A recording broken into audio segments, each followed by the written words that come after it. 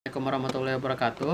Perkenalkan, nama saya Muhammad Andika Asmi. Dalam video ini, saya akan mempresentasikan hasil proposal penelitian saya yang berjudul Upaya Tiongkok dalam Penyelesaian Perang Dagang dengan Amerika Serikat terkait kasus hak kekayaan intelektual tahun 2017 hingga 2020. Adapun yang melatar belakangi isu ini yaitu Tiongkok dan AS merupakan negara yang memiliki hubungan dagang konfliktual sejak abad 18. Pada tahun 1784, AS yang saat itu dipimpin oleh Presiden John Tyler berupaya menjual opium ke Tiongkok secara ilegal karena Tiongkok mengadopsi sistem ekonomi yang tertutup. Tiongkok yang pada saat itu dipimpin oleh dinasti Qing melarang rakyatnya untuk mengkonsumsi opium.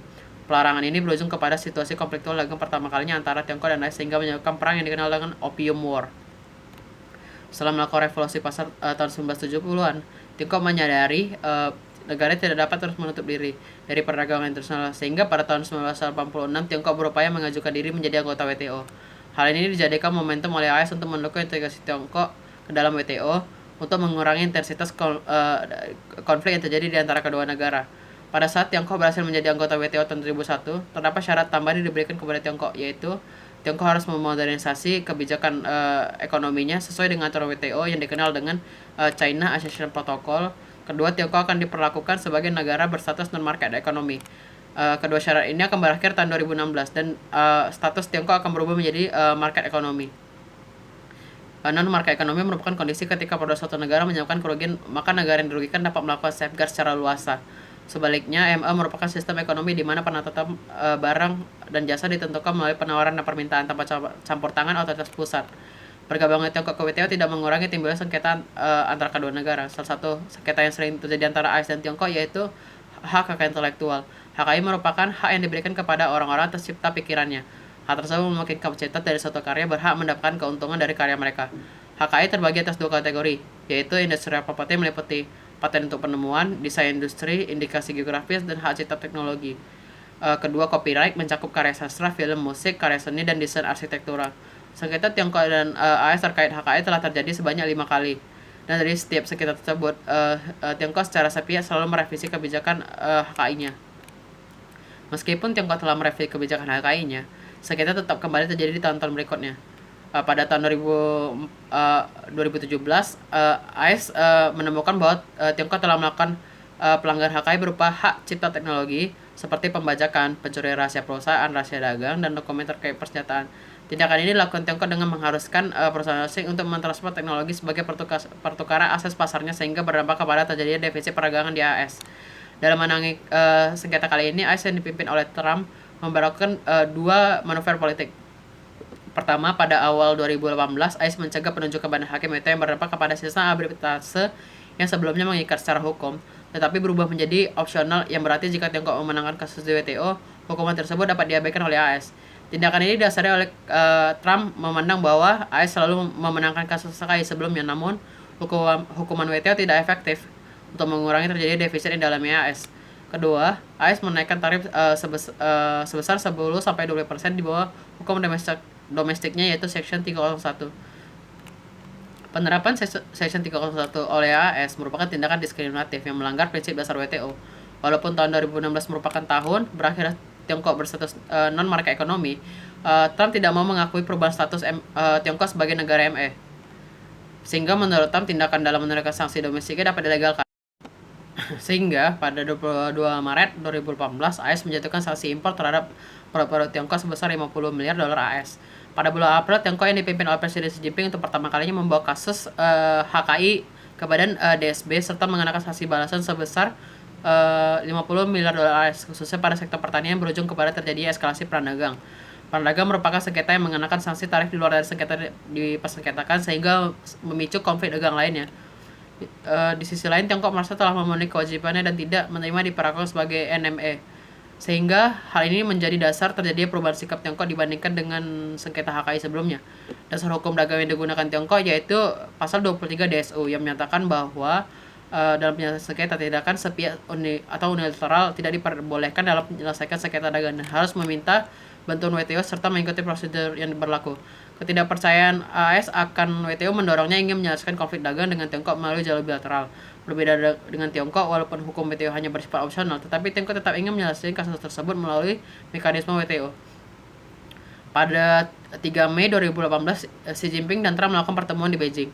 Dalam pertemuan tersebut, AS menuntut penghapusan subsidi terkait kebijakan Made in China Tiongkok, hambatan investasi, memberlakukan tarif sistem banding, menghapus hambatan non-tarif, meningkatkan akses pasar, dan membeli produk pertanian AS. Namun pada Desember 2018, saat pertemuan di Argentina, Tiongkok menunjukkan inkonsistensi sikap di mana Tiongkok mulai menyelesaikan konflik melalui jalur bilateral dan menyetujui tuntutan yang diberikan oleh AS. Pada tahun 2019, Tiongkok berusaha menegosiasikan kesepakatan sebelumnya karena tuntutan yang diberikan AS merugikan bagi Tiongkok. Pada bulan Mei, AS menerapkan sanksi lanjutan kepada Tiongkok senilai 300 miliar dolar AS dan begitu pula dengan Tiongkok. Selanjutnya, Tiongkok dan AS mulai menegosiasi ulang pada bulan Juni hingga Desember mencapai kesepakatan di mana Tiongkok akan memenuhi kesepakatan pada pertemuan 3 Mei tahun 2018 di Beijing yang justru merugikan Tiongkok. Pada 21 Januari 2020, kesepakatan ditandatangani dan menandakan berakhirnya perdagangan yang dikenal dengan istilah Phase One Deal. Berakhirnya perdagangan dengan jalur bilateral menunjukkan inkonsistensi sikap Tiongkok yang awalnya ingin menyelesaikan perdagangan melalui mekanisme WTO, berubah menjadi penyelesaian melalui jalur bilateral. Melalui jalur bilateral, status Tiongkok sebagai ME tetap tidak akan diakui oleh AS. Idealnya dalam kerjasama, tujuan yang ingin dicapai adalah untuk mencapai mutual benefit. Namun disepakatnya Phase One Deal oleh Tiongkok menunjukkan tidak terjadinya mutual benefit di mana AS tidak memiliki komitmen apapun dalam perjanjian tersebut selain memastikan Tiongkok memenuhi komitmennya. Oleh karena itu, keputusan Tiongkok memilih jalur bilateral menarik untuk diteliti. Tiongkok membawa kasus HKI untuk pertama kalinya ke WTO diakibatkan tidak diakuinya status ME oleh pemerintahan AS. Sebelum menjatuhkan sanksi kepada Tiongkok pada awal tahun 2018, AS mencegah penunjukan badan hakim WTO sehingga jika Tiongkok yang memenangkan kasus di WTO, hukuman tersebut dapat diabaikan oleh AS. Meski demikian, Tiongkok tetap berupaya ingin menyelesaikan kasus tersebut melalui mekanisme penyelesaian sengketa WTO. Namun pada tahun 2020, muncul perubahan sikap Tiongkok dengan memilih jalur bilateral sebagai upaya penyelesaian konflik dan menyepakati tuntutan yang diberikan AS yang hanya menguntungkan bagi AS. Bahkan dengan memilih jalur bilateral, status Tiongkok sebagai ME tetap tidak akan diakui oleh pemerintahan AS. Oleh karena itu, alasan Tiongkok memilih jalur bilateral yang justru merugikan bagi dirinya menarik untuk diteliti lebih lanjut. Dari perumusan masalah tersebut, pertanyaan penelitian yang berusaha untuk dijawab yaitu mengapa Tiongkok memilih jalur bilateral sebagai upaya penyelesaian perdagangan dengan AS terkait kasus HKI. Penelitian ini memberi sumbangsi untuk perkembangan studi hubungan internasional terkait kajian ekonomi politik internasional. Kedua, secara praktis penelitian ini dapat menambah referensi bagi pembaca yang tertarik memahami bagaimana upaya yang dilakukan suatu negara dalam penyelesaian perang dagang, serta dapat dijadikan sebagai rujukan bagi pembuat kebijakan Indonesia dalam upaya yang dapat dilakukan untuk mengatasi permasalahan dalam perdagangan internasional. Dapat 6 referensi utama yang digunakan dalam penulisan ini, yaitu dalam tulisan Terence Tai Lung Song dan Xiaoyang Liang yang berjudul Understanding the China-US Trade War Causes Economic Impact and the Worst Scenario. Kedua, dari tulisan Usha Kashyap dan Neha Bohtra yang berjudul Sino-US Trade and Trade War. Ketiga, tulisan dari Taleb Anthony Adekola dalam tulisan yang berjudul US-China Trade War and the WTO Dispute Settlement Mechanism. Keempat, Ayesha Fatma dan Nalin Bharti yang berjudul Perception versus Reality Understanding the US-China Trade War. Kelima, dari tulisan Rafnet S. Bandari dan Safja Bansal Lakhwinder Khadilon yang berjudul Understanding US Trade War and American Government Perspective. Dan yang terakhir dari tulisan Yakhin yang berjudul Force Technology Transfer and the US-China Trade War Implication for International Economic Law. Untuk menjawab pertanyaan penelitian, kerangka teori yang digunakan dalam penelitian ini yaitu game teori. Game teori merupakan kerangka berpikir yang digambarkan dalam sebuah permainan untuk menjelaskan rasionalitas atau pertimbangan-pertimbangan negara dalam suatu kerjasama yang dirumuskan melalui infrastruktur hasil atau payoff. Setiap payoff tersebut berguna untuk melihat pertimbangan-pertimbangan yang menjadi dasar tercapai titik kesepakatan atau Nash equilibrium. Menurut Kenneth Onye, terdapat 3 varian permainan yang dapat menjelaskan pertimbangan-pertimbangan tersebut, yaitu Personer Dilemma, Stake Hunt, dan Chicken.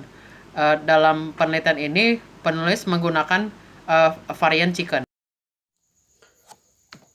Pada permainan ini, suatu kerjasama yang dilakukan oleh kedua negara diibaratkan sebagai 2 pengendara di tengah jalan dari 2 arah yang saling berlawanan.